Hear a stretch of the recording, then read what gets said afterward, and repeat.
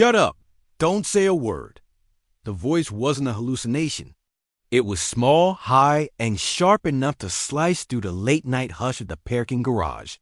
My thumb froze on the key fob, the BMW's taillights blinking once, twice, red pulses against concrete pillars. I stood there, Richard Coleman, 52, founder and CEO of Coleman Tech, staring at my own car like it had grown a mouth. Mr. Coleman, the voice whispered again, muffled now. They're listening. Please, just get in and drive. I leaned down and peered through the rear driver's side window. In the black leather back seat, a little girl crouched like a deer ready to bolt. 7, maybe. Black, with tight braids pulled back by a faded pink scrunchie. Her knees were scuffed, her coat was 2 sizes too big, and her eyes were too old for her face. How did you? Please! She didn't yell. She didn't need to. She pressed a finger to her lips, then flicked it toward the upper levels of the garage, to the floor where the glass-wrapped executive suite of Coleman Tech glowed like a lantern in winter. They said you'd be here now, your partner and the blonde lady. They were waiting to see if you'd go home or stay late. The blonde lady, Lavra. My hand found the door handle. Every instinct I own, corporate, paternal, human, wore inside my chest. I've charmed investors who wanted to own my soul, stared down auditors who thought they could bury me in spreadsheets, and run marathon code reviews until dawn. But I'd never been ordered into silence by a first grader. I opened the rear door. Front, she breathed.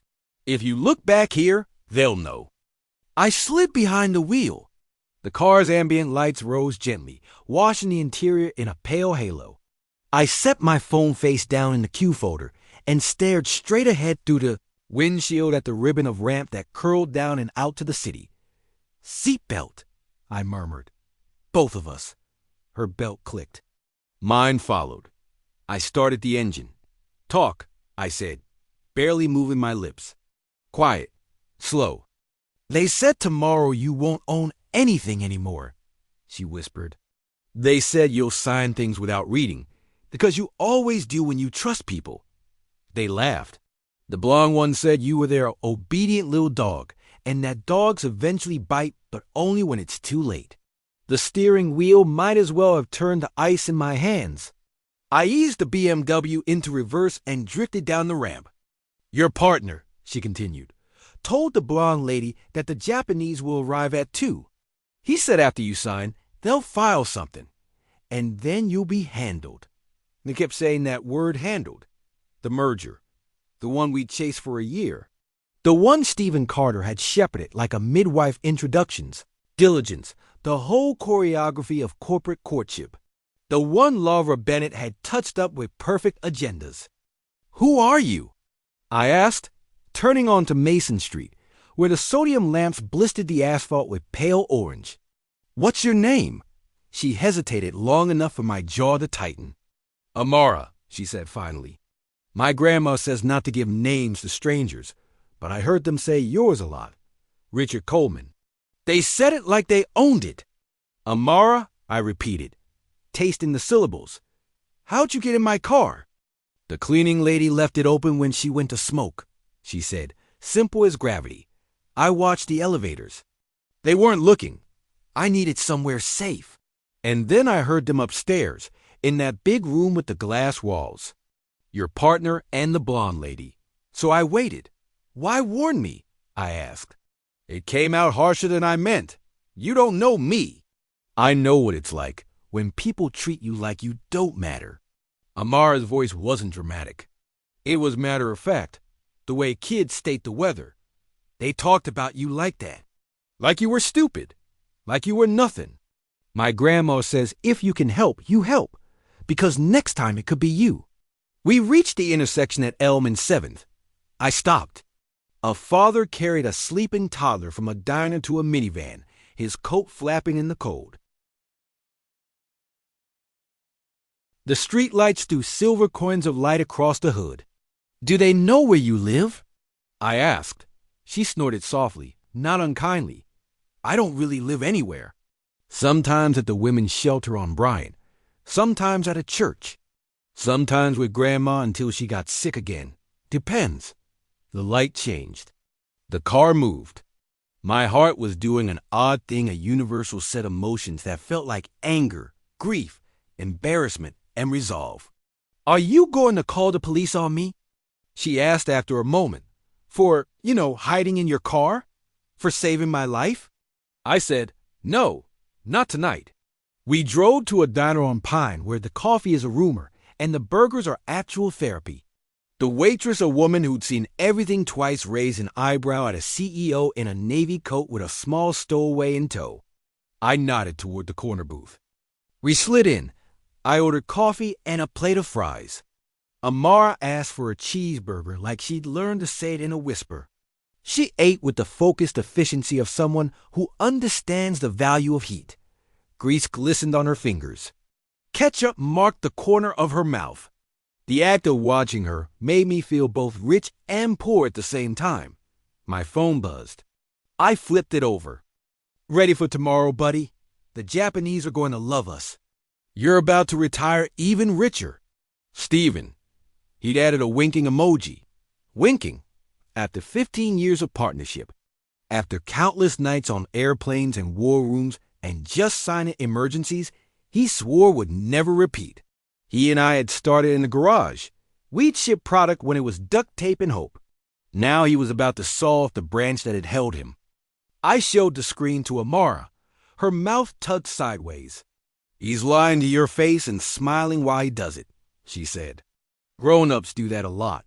Another message flashed. Reviewed the final contracts. All marked. Everything perfect. Trust me like you always have. Laura and I had built a system together that ran my life better than a second brain. She knew my doctor's appointments before I did. She remembered my mother's birthday. Once brought Ben and Jerry's to the office at 9 p.m. because I'd said half-jokingly that signing payroll made me want sugar. She had ledgered me in. She had ledgered me out. My stomach tilted. Do they know your passwords? Amara asked, licking ketchup from her thumb like it was a delicate ritual. They know everything, I said. It felt like admitting a sin in church. Bank details, vendor accounts. Where the board minutes live. Laura has my calendar permissions. Stephen has my trust. I laughed once quietly because astonishment is a cousin of grief. They've had years to build a trap. Then you've had years to learn their secrets too, she said. My grandma says when you have nothing, you learn to pay attention to everything. I stared at her. This child with scuffed knees and wisdom older than my company's and corporation papers. One part of me wanted to call social services. Another part wanted to hand her a badge and a corner office. Stephen's meetings with our competitors, I murmured. He called them benchmarking coffees. And Laura, she changed the vendor list last year. Said it was for efficiency. There were new LLCs I didn't recognize. It slipped through because I trusted her. God. Do you always sign without reading? She asked, almost academically. I smiled despite myself. I read, just not with the fear I should have had. My phone buzzed again. You awake? Stephen. Bid day. Be sharp. You sign where Laura flags. I'll handle the rest. Arrogant? Amara offered. Arrogant, I agreed. Then don't be what they think you are, she said. Be what they don't know you can be. I stood and paid. The waitress put 2 cookies in a paper napkin for the road and pretended not to see me count cash for the tip twice. Outside, the winter air had that metallic bite that arrives after midnight when the city exhales. We climbed back into the BMW. Amara buckled herself in like she'd been born understanding how to ride safely in someone else's story. Do you trust me? I asked as I pulled out on the Pine. She thought about it. I trust the part of you that didn't call the police and ordered fries with extra salt. Fair. And the part that asked questions instead of telling me to go away. That part is the only reason I still have a company, I said. I dropped her at the shelter on Bryant. A fluorescent sign hummed over the door. A volunteer with tired eyes let us in. I spoke quietly with the woman at the desk. When I turned, Amara was watching me with a careful neutrality children use when they've learned adults can change moods like weather. "I'll come back in the morning," I said. "If you're willing, I may ask for your help again. Not to be brave alone, never that. To tell me what you hear, only with protection." "You're going to fight," she said. "Yes." Her mouth flickered upward. "Good. They don't expect that." "Sleep," I told her. "You too." I drove home, then didn't sleep. I walked my house, a decent place with a decent view, and took inventory. The furniture I'd chosen after my divorce, the framed black and white photo of my mother laughing on a summer porch, the plant that was somehow still alive despite my neglect. I opened a locking file drawer I almost never open anymore because the world lived in the cloud. It smelled like paper and older decisions.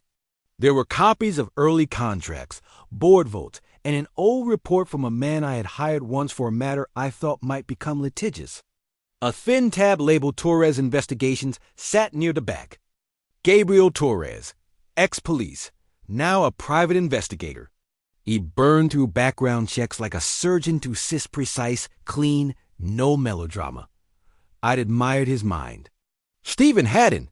He'd argue Gabriel was too much. We could handle diligence in-house.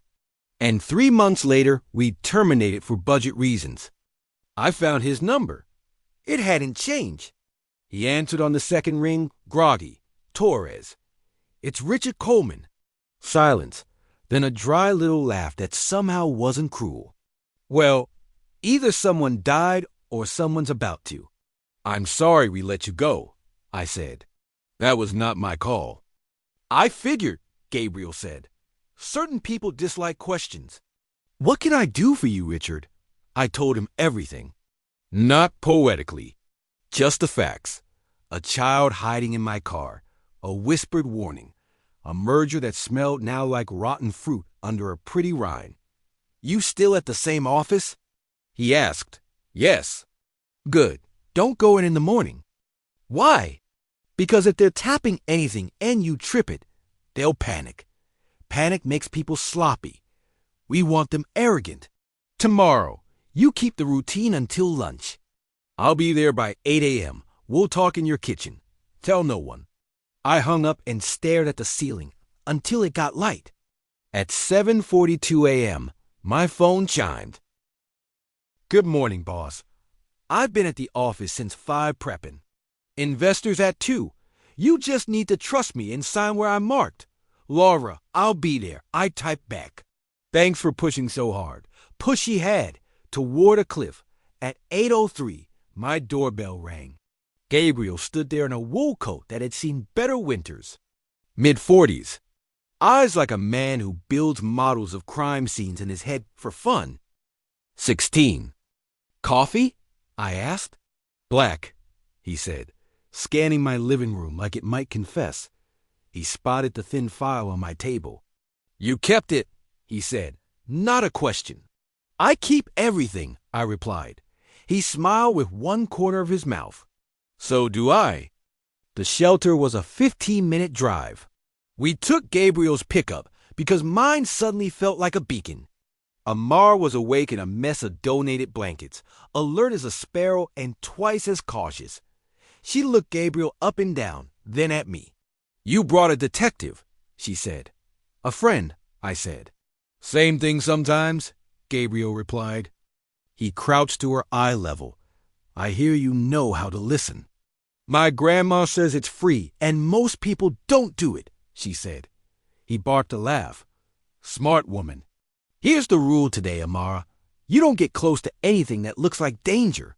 You don't go anywhere without me or Richard. You don't speak unless we say it's safe. And if your stomach says run, you run. You understand?" Amara nodded solemnly. "Can I record if I hear something?" Gabriel and I exchanged a glance. "You can record if you're with me," he said. "I'll handle the device. You don't touch anything." "You're 7. 7.5, she corrected. "Apologies." He grinned. Somewhere in the edges of that grin, I recognized a man who liked to win the right way. At 9:30, we were back at my kitchen table. Gabriel had a tablet he treated like a weapon, 100 apps blooming and dying under his fingers. He had already pulled public filings on 2 of our new vendors, and his eyebrows had done a brief expressive dance I didn't like. Carter Solutions, LLC, he said. Registered to a P.O. box in Nevada. Opened 2 months before Laura restructured your vendor list. Guess who's the agent of record? Stephen, I said. It wasn't a guess. It was gravity. His brother-in-law. Actually, Gabriel replied. Because some people still think proxies are clever in 2025. And here's another Bennett Operations Group, LLC. You want to guess that one? My mouth went dry. Laura, I said. She's the signer, he confirmed. And look at these invoices. He flicked them to the screen. Copy-paste descriptions. Round numbers. No deliverables attached. They're siphoning by pretending to be operational contractors. And the merger? My guess is it backfills the theft after you validate the transfers with your signature. Then they eject you. Clean rinse. I felt angered the way you feel a bruise when you press on it pain, and a twisted relief that it explains the ache. 2 years of unexplained efficiency improvements. The insistence I be the visionary, the charm, the buddy, the boss. You call the police now, Gabriel said, and this becomes a case that takes 2 years. Gets pled down. Maybe you get a clawback. Maybe you don't. In the meantime, your investors kill you for drama, and you become the man who lost his company to his best friend. What's the other option? I asked. We walk into your building like actors on opening night. He didn't smile when he said it. You attend that meeting. You sign nothing, and while they perform competence, we record fraud. We have a federal contact who owes me a favor. You'll have agents in the hallway by 1:45. They come in when we have enough rope wrapped around their wrists. Risk, I said. Of course, he replied. But you weren't planning to spend the day gardening. My phone buzzed again. Just checking. Do you want me to print single-sided or double? Laura, the normalcy of the question was almost art. Ask her to print both, Gabriel said. People with a script get confused when you change the paper. I texted. She replied with a thumbs up and a heart. The heart branded the inside of my eyelids. You'll need a board ally, Gabriel said. Someone who can stomach confrontation. I thought of our chair, a man who believed in governance the way Swifties believe in Taylor. Then I thought of Elaine Chow, our audit committee head, quiet, surgical, inexorably fair. I dialed her and asked if she could swing by at 2 to observe. I did not mention the FBI. I did not mention children hiding in cars like puzzle pieces. Of course, Elaine said. Anything wrong? Just best practices, I replied. It wasn't a lie. It just wasn't the whole truth. We ate eggs in silence. Amara drew in a cheap spiral notebook boxes and arrows, little stick figures labeled with initials. This is you, she said, pointing to a figure with big hair, flattering. This is S and L. This is me, and this is Mr. G. She held up a second page. This is a jail. Gabriel snorted. Let's hope your art is prophetic. By noon, we had a plan that wasn't foolproof, but was better than trust. Gabriel would come with me to the office, no pretense, no drama through the front door, like a consultant who'd never left. Amara would stay with a social worker nearby and only step foot in the building if we asked, and it was safe. I would meet Stephen's hug with a hug and Laura's labels with a smile. I would hear their script.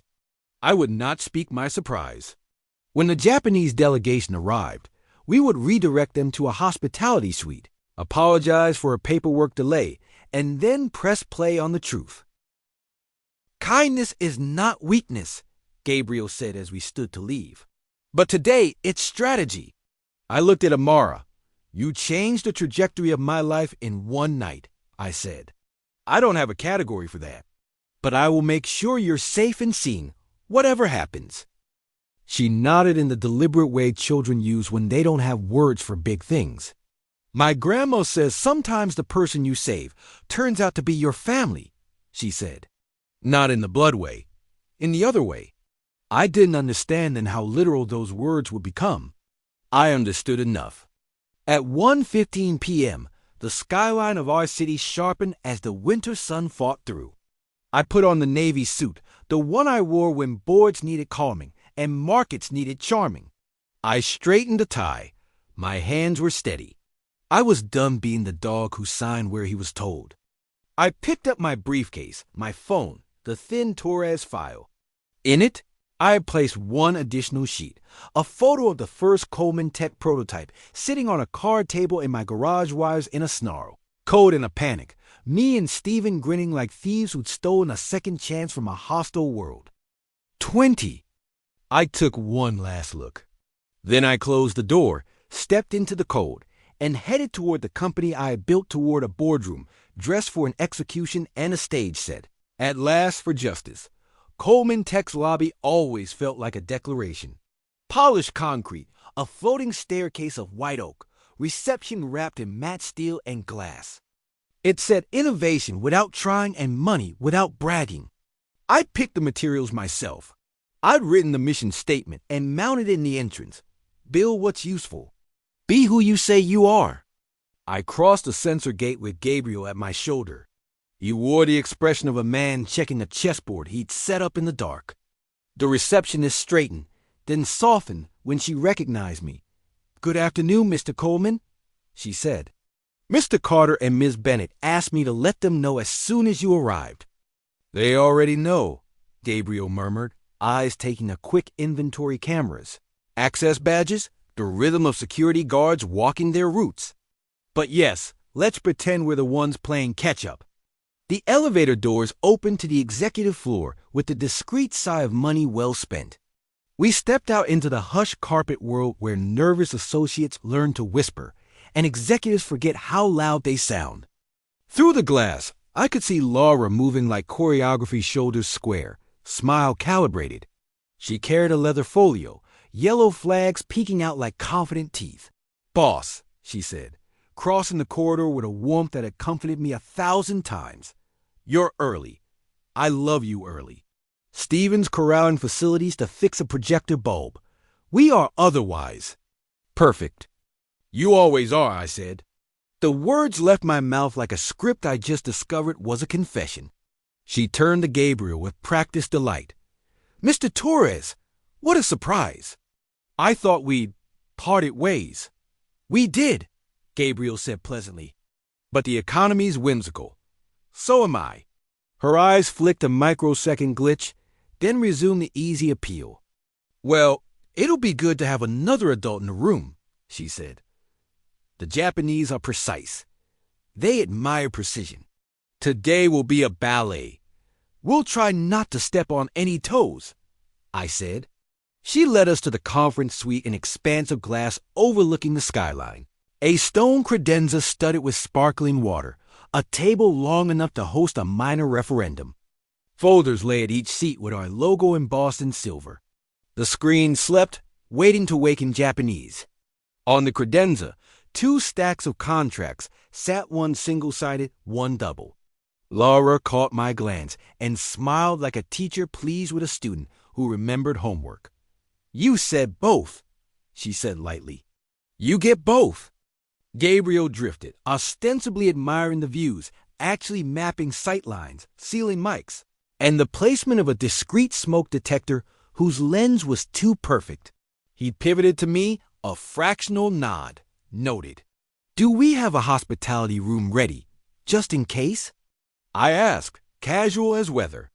"I want a space for our guests to breathe if timing gets tight." "Of course," Laura said. "The Ridge room is set with tea and sweets, 23rd floor." Her tone made it sound like I'd asked if we had air. "I'll have Mia escort them when they arrive. Protocol, warmth, all of it." "Good," I said. "Elaine will also stop by to observe. Best practices." 9. Another micro glitch. Then the smile again. "Audit loves a show. They'll enjoy this one." She gathered a handful of documents and snapped the folio shut. "I'm going to go downstairs and greet our interpreters. The delegation lands in 30. Stevens are wrangling with IT. He'll swing in like a hero in 3-2. Always, I said. My ribs registered the embrace. So did my memory. We'd once hugged like that after a prototype refused to boot at a VC pitch, and I hot-wired the demo from a terminal window while he monologued about grit. He called me a wizard. I wasn't sure when I'd become an obstacle. Mr. Torres, Stephen said, pivoting with performative warmth. I didn't expect well. Goodness, we should have kept you, huh? Budget's a joke anyway. He laughed. It sounded like ice cubes knocking in a cheap glass. Water under bridges, Gabriel said. I just follow interesting stories. You picked the right office, Stephen replied. Richard's my favorite novelist. He loves a plot twist.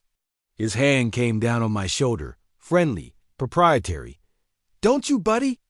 I smiled because we were all acting in a play, and we'd sell no tickets if we broke the fourth wall. I do, I said. Today's script looks tight. It is. He tapped the stack. Laura's a saint. I'd marry her if she weren't allergic to husbands. Please, she said from the doorway, amused and above it. I prefer tastefully compensated devotion. She left to greet the interpreters. Stephen leaned a hip against the table, lowered his voice to confidential, and stared at the skyline like it belonged to him. After this, he said, it's a straight line to the moon. You get the press. I get the back end. Laura makes the lawyers sing. We ribbon cut, and Japan thinks we're the family they never knew they wanted. Easy. They always think that, I said. Because we make them, he replied. It's called competence. He clapped once, as if summoning applause. Anyway sign where Laura flags. Don't get cute on me. We've rehearsed this. Sure, I said. I might ask a few questions. For sport. Be my guest, he winked. Just don't be that guest. He left to check IT. Gabriel watched him go.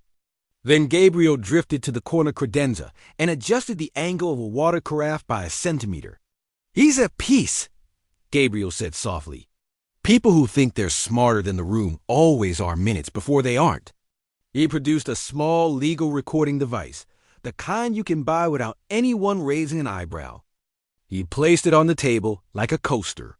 One-party consent in this state, he said. Your company, your room, your meeting, your consent. We're clean. He slid a second device under the edge of the credenza, magnetic snap against steel. This one's purely backup. Federal? I asked. My contact's in the building, he said, without turning. 2 agents, one in facilities, one in the cube near HR. Their supervisor will stage in the loading dock. We don't call in the cavalry until we have them committed conversations, signatures, directives. Not just a whiff, smoke, and flame. And Amara? In the hospitality suite with a licensed social worker, he said. New crayons, ginger ale. If we ask her to repeat what she heard, it's with counsel present. I'm not making a child the spine of this case. She's the spark. We'll bring the wood. My phone buzzed. Elaine. Lobby now. Do you need me upstairs? Yes, I typed. 22nd. Keep your calendar free after 2. Elaine arrived silent as a scalpel, a small woman in gray who made auditors weep with relief. She entered the conference room, shook my hand, nodded to Gabriel, and sat in the chair that gave her a clean view of the door. She opened a ledger-sized notebook and clicked a pen with the gravity of a judge. Good to see you, Richard, she said. You sound like a man with a plan. Observation never hurts, I replied. The clock ticked. The room breathed. On the screen, a soft chime announced the Japanese delegation's car clearing the gate downstairs. Laura appeared in the doorway with a clipboard and a smile that spelled perfect. Behind her, a junior associate mayor carried a cut crystal tray of bottled water like a ceremonial offering. They're 5 minutes out, Laura said. Interpreters in position. Hospitality room staged if we need it. Stephen's got his grin warmed up. We're a Swiss train. Let's be human, I said, and on time. Laura's eyes flashed approval. Always your best feature, she said. As she turned to leave, her phone lit up and she glanced briefly at a message. For a sliver of time, her face emptied the way faces do when shock visits unannounced. Not fear, exactly calculation interrupted. Then she recovered. "Everything okay?" I asked. "Perfect," she said. "Always." When she gone, Gabriel tilted his head. "She just saw something she didn't anticipate," he said. "It will itch." Itching people scratch. The delegation arrived with the light ceremony of international business bows, handshakes, gift bags that glittered discreetly. I greeted Mr. Yamamoto, our lead counterpart, a man whose handshake felt like a signature, and introduced Elaine as audit oversight for transparency. He nodded approvingly. We spoke about weather. We spoke about travel. We spoke about how Americans apologize for coffee quality even when it's good. Shall we? Laura said, like a conductor lifting a baton. We did. Slides glowed. Stephen performed with a joy that felt almost religious. Market share, synergy, due diligence summaries that made the future look inevitable. He cracked a joke about late nights in Rayman. The interpreters smiled in the right places. Yamamoto asked a precise question about the new vendor cohort. Laura answered with charm. We optimized for throughput and cost discipline. All compliant. She glanced at me like a talented student checking a teacher's face. Richard insisted on that. I insist on many things, I said, smiling. She placed a tab stack in front of me. Yellow flags like breadcrumbs. Sign here, initial there. The paperweight was perfect. The font sophisticated without distraction. If fate had a letterhead, it would look like this. I reached for my pen, then paused. Before I sign, I said, light, conversational, walk me through the vendor chain one more time. Humor me. I woke up curious. Something moved under Stephen's skin, small as a mouse. We've talked this to death, he said, genial. Let's not bore our guests. Our guests love diligence, Elaine said mildly, without looking up. Laura's smile grew half a degree. Of course, she said. We created a hub-and-spoke model aggregators handling categories where specialization beats scale. The LLCs you'll see are simply wrappers for master service agreements. It's textbook. We can send you the footnotes. Names? I asked. Carter Solutions. Bennett Operations, she said, unblinking. Among others, they're industry standard consolidators. We auditioned 6. These 2 won on performance. Performance, I said. How do we measure that? Time to deliverable, cost per unit, invoice accuracy. Invoice accuracy? Gabriel said pleasantly, as if asking about a recipe. Curious? I always learn from metrics. Laura's gaze flicked to him, then back to me. Accuracy is the religion of ops, Mr. Torres. We tithe in proofs. Stephen laughed too loudly. Yamamoto watched the exchange with the serene alertness of a man reading subtext in a foreign language and finding it familiar anyway. Richard, Stephen said, tone smoothing into persuasion. This is why you pay us. So you can be the visionary while we bleed on spreadsheets. Today isn't an audit. It's a ceremony. Ceremonies without vows are just parties, Elaine murmured, noting something. Proceed. I leaned back. Different question, I said. The retroactive reconciliation appendix. Explain that one so I can repeat it in my sleep. Laura slid the appendix from the stack like a magician revealing nothing up her sleeve. Accounting suggested we true up intercompany charges for a clean New Year open, she said. We're just moving money to the right buckets. It's housekeeping. And validation of prior vendor allocations. Same housekeeping, she said. We all want clean floors. Of course, I said. We do. I kept my voice gentle. Just remind me who signs the vendor validations. You do, she said. With my counter signature, standard. And then? Then we celebrate, Stephen said. Because you finally get to be as rich as you should have been 5 years ago. I looked at Yamamoto. He looked at me. Businessmen who've lived long enough learn to converse in shared glances. Do you see what I see? I do. Let's be careful. Before I sign, I said, I'd like our guests to enjoy the hospitality room. We'll rejoin in 20 minutes with all signatures in place. I turned to Mia. Would you escort the team, please? Tea, sweets, a view. Yamamoto bowed, pleased by the grace of a pause. The delegation filed out. The door closed. The room shrank and grew heavier. Gabriel reached casually for the water carafe he micro-adjusted earlier, as if thirst were his only preoccupation. Elaine repositioned her notebook by half an inch. Laura, I said softly, I'd like to see the vendor RFPs again. The bids. The scoring. Humor me! For the 100th time? She said, laughing, but the laugh center didn't hold. Richard, come on. I'll humor him, Stephen said, resting his hands on the back of a chair and looking very much like a man who thinks he herds cattle. But let's not get lost. This is the end of a marathon. There's a finish line. Don't stop to tie a shoe. Shoes untied trip people, Elaine said calmly. Laura exhaled. Fine, she said. Mia, bring the... Let's make it simpler, Gabriel cut in, voice gentle but edged. He tapped his phone. The conference room speakers chimed as if waking. He pressed play.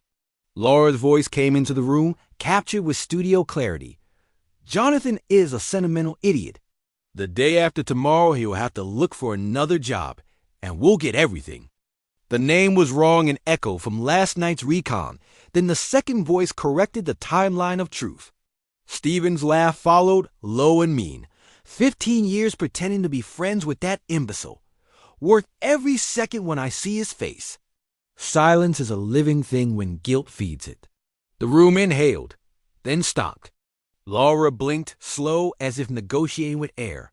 That's taken out of context, she said, and recorded illegally. We'll litigate. One-party consent, Gabriel said. Still pleasant. Richard's company, Richard's room, Richard's consent, and context? He swiped. A second clip played. Last night, office corridor. Laura again, colder. You print both sets. He'll stall. I'll steer. After the validation, push the reconciliation. Then we file the eject clause while he's shaking hands. Stephen surged forward, red rising from his collar.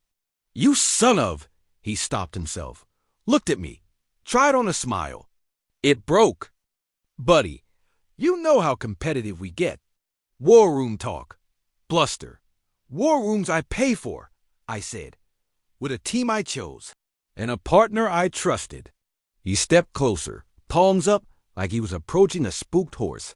Don't do this, he said. Not in front of staff. In front of staff? Elaine said, pen still, voice soft steel. You mean counsel, an audit, and the door cracked open. Mia slipped in, breathless.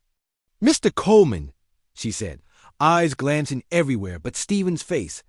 Facility says there are, visitors in the loading dock asking for you. Already? Gabriel murmured, punctual bunch. Laura's gaze cut to the credenza, then to the smoke detector lens, then to the ceiling grid. Her mind ran the math you can't see. She straightened, composure reinflating like a practiced lung. Richard, she said, smooth again, I'm disappointed. After everything I've done to keep your world neat, to keep you safe from messy details. This is your thank you? This is my thank you, I said. For 5 years of loyalty, I thought I recognized. She tilted her head. You wouldn't have survived without me, she whispered. I built your bones.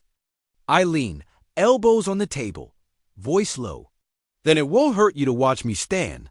Stephen turned to the window, nostrils flaring, then back to me with the ruthlessness of a man who only knows one move, pressure. Sign the papers, Richard, he said. Or you lose the deal.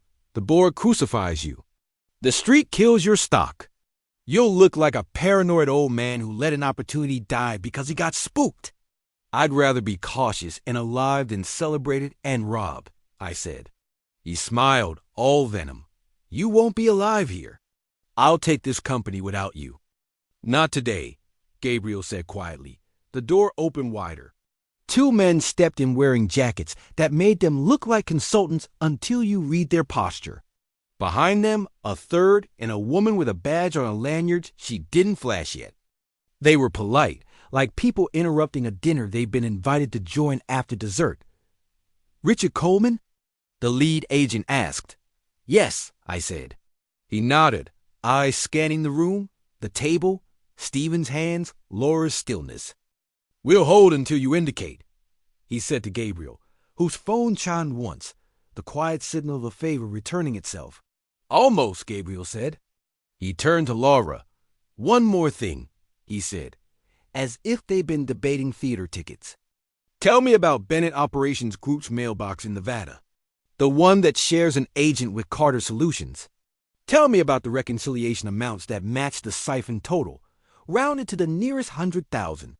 Tell me about the phantom clients, Falcon Ridge, Blue Lark, Seven Pines that all route to the same IP when you file invoices at 2:11 a.m. For the first time since I met her, Laura lost a game in her face. Not by a mile, by a millimeter. But she lost it. The mask slid an inch. Underneath, a woman who didn't like to be seen. "Lawyer," she said, to no one and everyone. "Of course," Gabriel said. "We love lawyers. They make transcripts cleaner."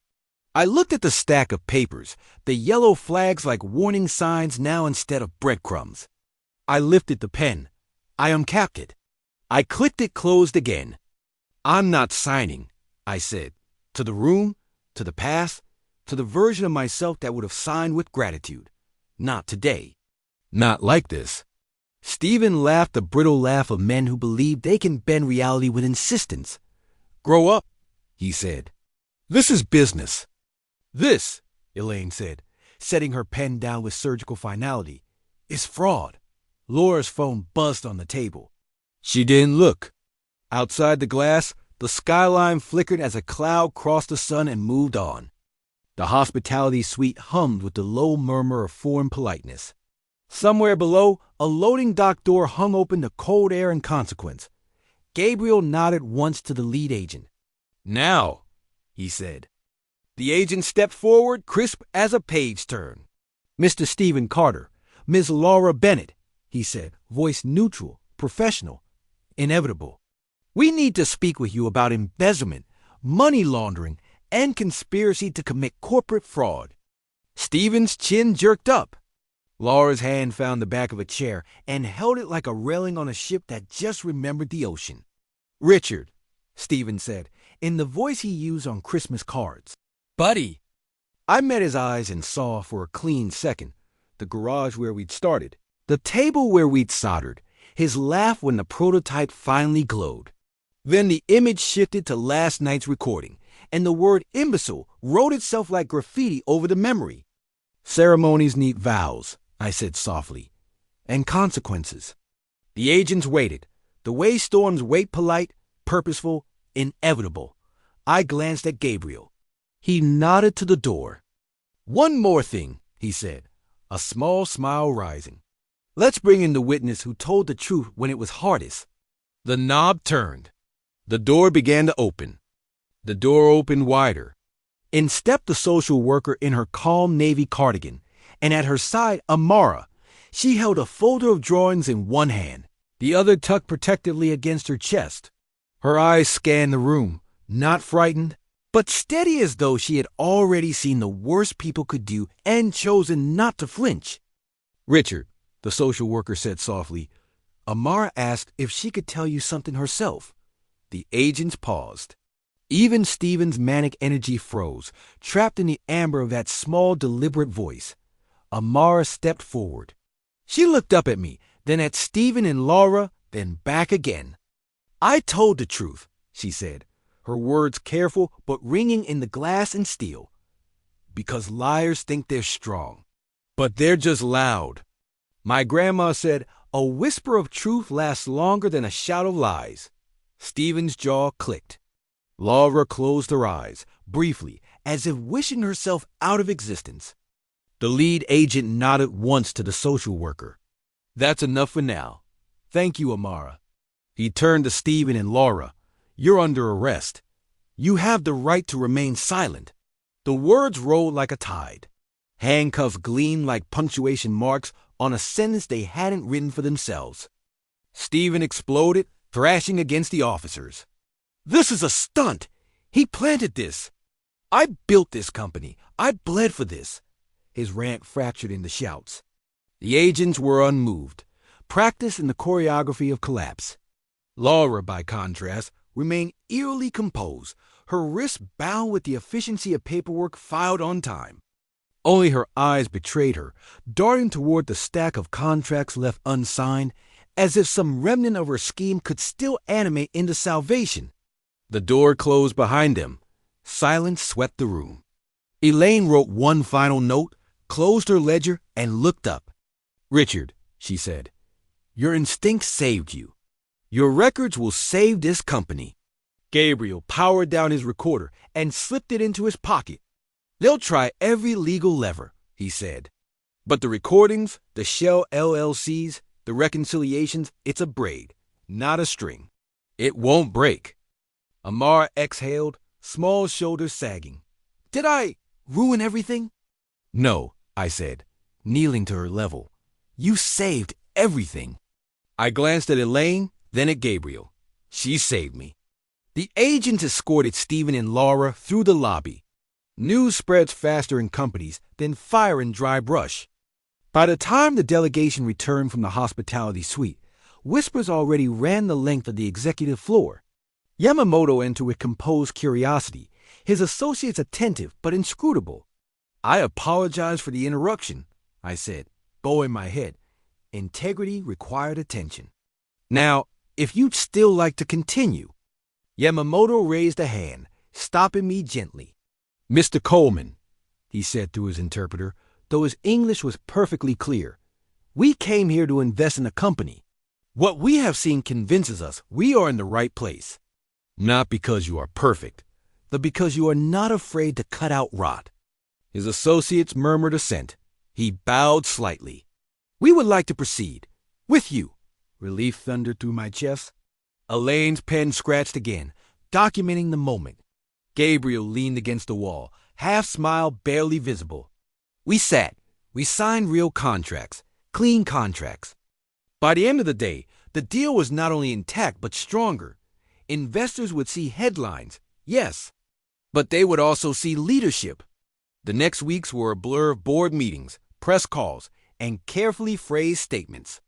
Ongoing investigation, commitment to compliance, confidence in leadership. Stevens and Laura's mugshots hit the wires like thunderclaps. Anonymous sources whispered about years of siphoned millions. Federal prosecutors framed it as a textbook case. Inside Coleman Tech, morale shifted from shock to pride. The story of Amara, the little girl who told the truth, spread like folklore.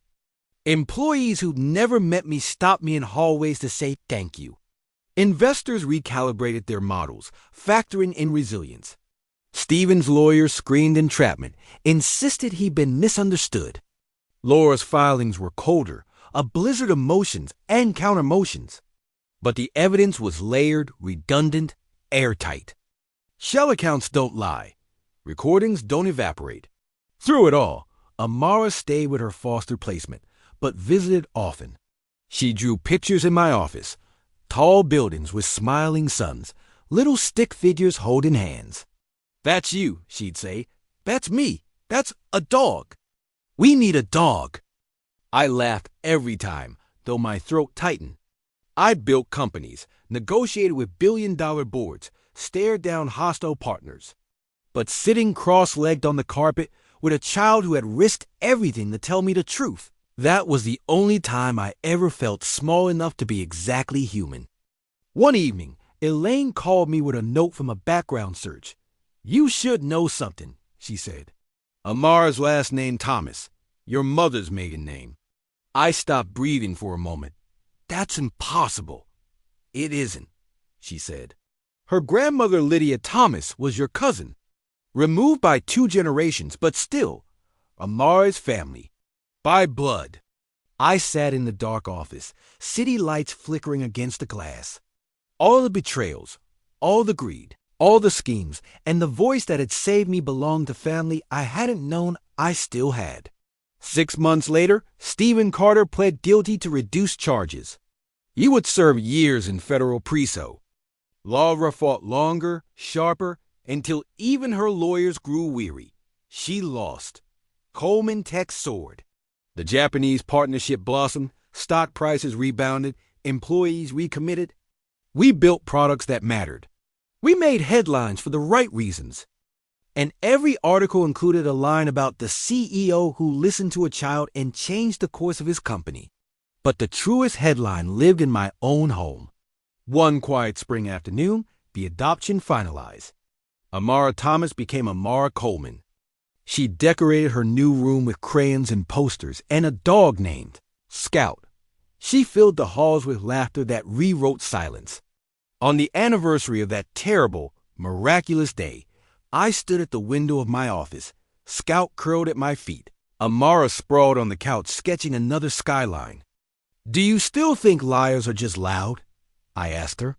She grinned without looking up. "Of course, you proved it." I smiled, heart anchored at last. Revenge, I realized, was never about rage or destruction. True revenge was survival. It was justice. It was giving a child who spoke true to life where she never had to whisper again.